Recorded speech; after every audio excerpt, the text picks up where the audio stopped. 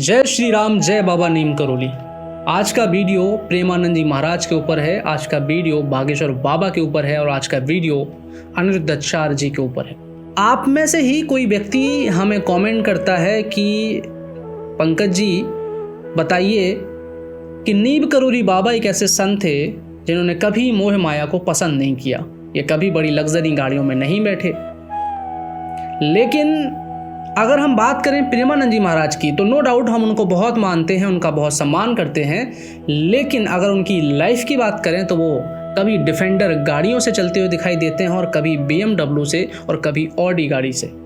और उनका जो आश्रम है जहां वो सत्संग करते हैं उसमें भी लाखों रुपए के कैमरे दिखाई देते हैं। यही बात अनिरुद्धाचार्य महाराज जी के बारे में भी कहा जाता है। कई बार उनसे तो इस बारे में सवाल भी किए गए।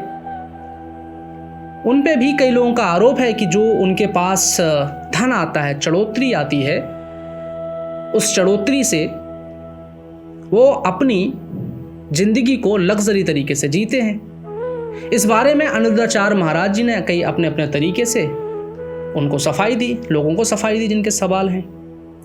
यही बात बागेश्वर महाराज की करें, जो धीरेन्द्र शास्त्री जी, जो अभी 5-6 साल से ही काफ़ी ज़्यादा सुर्खियों में हैं और वो भी बड़े बड़े प्रोटोकॉल के साथ दिखाई देते हैं। तो क्या अब बाकी सारे प्रोफेशन छोड़ के, डॉक्टर, इंजीनियर, IAS की पढ़ाई छोड़ के संतों के जीवन को जिया जाए?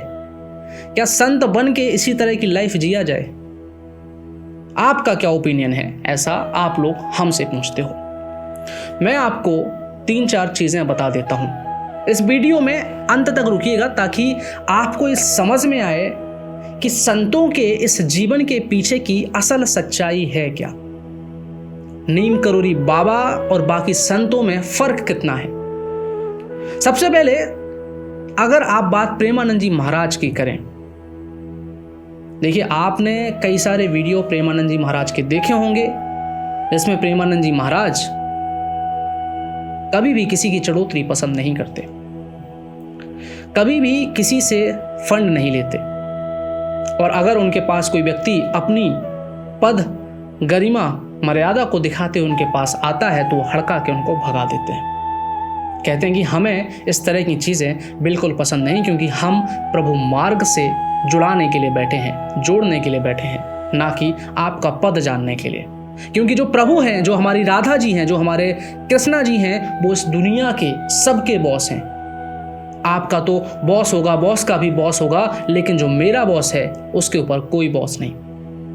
और प्रेमानंद जी महाराज एक ऐसे संत हैं, अगर उन पे आप ये आरोप लगाते हो बड़ी गाड़ियों का, बड़ी लग्जरी जीवन का, तो मैं आपको बता दूं कि प्रेमानंद जी महाराज एक ऐसे संत हैं जिनकी दोनों किडनियां फेल हैं, उसके बाद भी सत्संग करते हैं। और अगर वो बाहर बड़ी गाड़ियों से आते हैं तो उसके पीछे सुरक्षा कारण हो सकते हैं। और अगर प्रेमानंद जी महाराज के जो ट्रस्ट है उसका YouTube चैनल देखें तो 10 मिलियन से ज़्यादा उनके सब्सक्राइबर हैं, तो मुझे लगता है करोड़ों में इसकी तो उनको इनकम ही आती होगी। तो उनका कोई भी ताल्लुक किसी लग्जरी या लेविश लाइफ से नहीं है। और अगर है तो हमारे संत हैं, देश के हिंदुओं के, सनातन के महान संत हैं, जो करोड़ों लोगों को सतमार्ग की ओर लेके जा रहे हैं, बिगड़े हुए बच्चों को, बिगड़े हुए लोगों को सही रास्ता दिखा रहे हैं। तो वो इतना तो डिजर्व करते हैं और इससे भी ज़्यादा वो डिजर्व करते हैं, ये मेरा ओपिनियन है। अब सीधा आ जाते हैं अनिरुद्धाचार्य जी के पास। देखिए वो कथावाचक हैं, मानते हैं कि उनकी कई ऐसी टिप्पणियां ऐसी हो जाती हैं जिसको लोग उन्हें ट्रोल करने लगते हैं, लेकिन कहीं ना कहीं वो भी धर्म का ही प्रचार कर रहे हैं, सनातन का ही प्रचार कर रहे हैं, हिंदुत्व का ही प्रचार कर रहे हैं, हमारे देश की संस्कृति की ही बात कर रहे हैं। तो अगर वो इस तरह की ज़िंदगी जीते हैं तो आपको इससे परेशानी होनी नहीं चाहिए। ठीक है, अब बात करते हैं बागेश्वर जी की। तो बागेश्वर बाबा धीरेन्द्र शास्त्री जी से मेरे विचार पर्सनली नहीं मिलते हैं, क्योंकि वो कुछ इस तरह की कुछ ऐसी बातें कर देते हैं जिसमें दो अलग अलग धर्मों को लड़ाने वाली बातें हो, तो मेरे विचार नहीं मिलते हैं। बट मैं as a spiritual, as a Hindu, as a Sanatani, मैं उनका भी सम्मान करता हूँ और जो भी वो कर रहे होंगे आई होप वो अच्छा ही कर रहे होंगे।